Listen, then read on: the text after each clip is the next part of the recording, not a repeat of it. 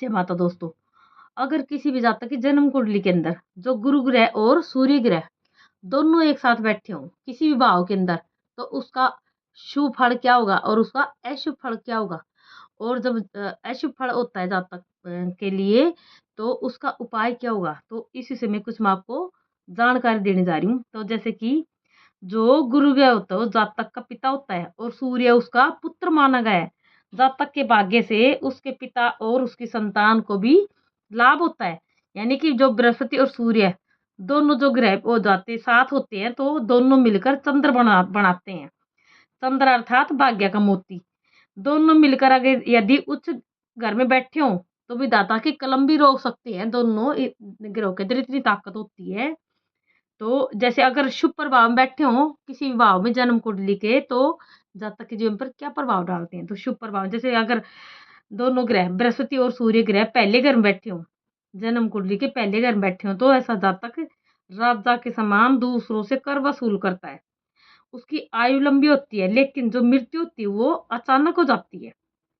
लेकिन संसार के पूरे आराम ऐसा इंसान जरूर भी पूरा आराम ज़रूर पाता है, चाहे वो इंसान कितना ही मिट्टी का मात दो, यानी कि कितना ही भोला क्यों नहीं हो, ऐसा इंसान आहत का कलाकार पाया जाता है।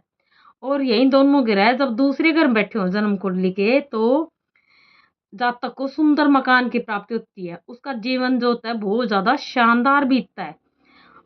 ऐसा जातक बहुत ज़्यादा बेधड़क, यानी बिना किसी डर के, लेकिन थोड़ा सा निर्दयी होता है ऐसा जातक।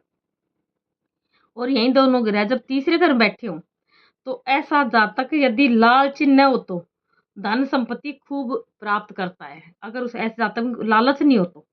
और यही दोनों ग्रह जब चौथे घर में बैठे हो, तो शनि की वस्तुओं के कारोबार या शनि संबंधी रिश्तेदार से धन प्राप्त हमेशा उसको होता रहता है।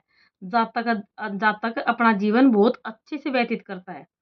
और यही दोनों ग्रह जब पांचवें घर में बैठे हों, तो पुत्र जन्म के बाद और अधिक भाग्यवान और धनवान बनता है ऐसा जातक।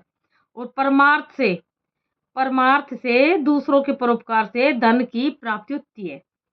और यही दोनों ग्रह जब छठे सातवें और 10वें और 11वें भाव में बैठे हो, तो ऐसे जातक के जीवन पर दोनों ग्रहों का अच्छा और बुरा प्रभाव बुढ़ापे अथवा यौवनावस्था बीत जाने पर होता है।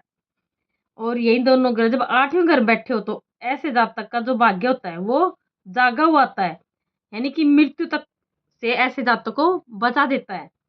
और यही दोनों ग्रह जब 9वें और 12वें घर बैठे हों, तो दोनों ग्रहों का जो प्रभाव होता है वो कुल की उन्नति करता है और इंसान की वृद्धि में हर प्रकार की बढ़ोतरी देगा, अर्थात घर में संपत्ति और परिवार को बढ़ाता है। और यही जब दोनों ग्रह जन्म कुंडली के किसी भाव में बैठकर जातक के जीवन पर अशुभ प्रभाव डालते हैं, तो अशुभ प्रभाव कौन से होते हैं। तो अगर दोनों ग्रह पहले घर में बैठे हों, तो ऐसे में जातक को अपमान का भय बना रहता है और धन संपत्ति की हानि कराते हैं। और अगर दोनों ग्रह चौथे व 10वें घर बैठे हो, तो दोनों का प्रभाव सोया होता है। केतु की महादशा 7 वर्ष तक, ऐसे में केतु की महादशा जातक को लगती है। ऐसे में 7 वर्ष तक जातक जो ननियाल उसके जो ननियाल होता है उसकी जातक के ननियाल की बुरी दशा रहती है और उसका जो राज पक्ष होता है वो कमजोर रहता है। और शनि शुभ हो तो फल उत्तम रहता है, अन्यथा बुरा प्रभाव देता है। सूर्य के मंद प्रभाव वाले घर में, यानी भाग्य का मारा हुआ होता है ऐसा, हर काम में रुकावटें, असफलता और जीवन दुखों से पूर्ण होता है।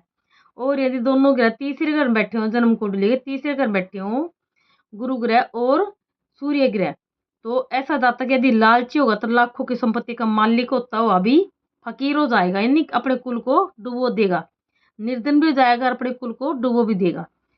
तो इसके लिए उपाय क्या करें। तो उपाय है, पुत्र उत्पन्न होने पर कमजोर दशा ठीक हो जाती है, पहली बात। दूसरी, कभी भी ऐसा जातक मुफ्त का माल न ले, वरना इसका अशुभ प्रभाव जातक के जीवन पर जरूर पड़ता है।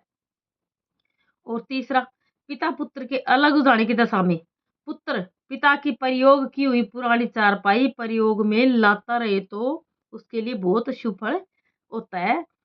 और चौथा, शुद्ध सोना या केसर घर में हमेशा स्थापित करके रखे।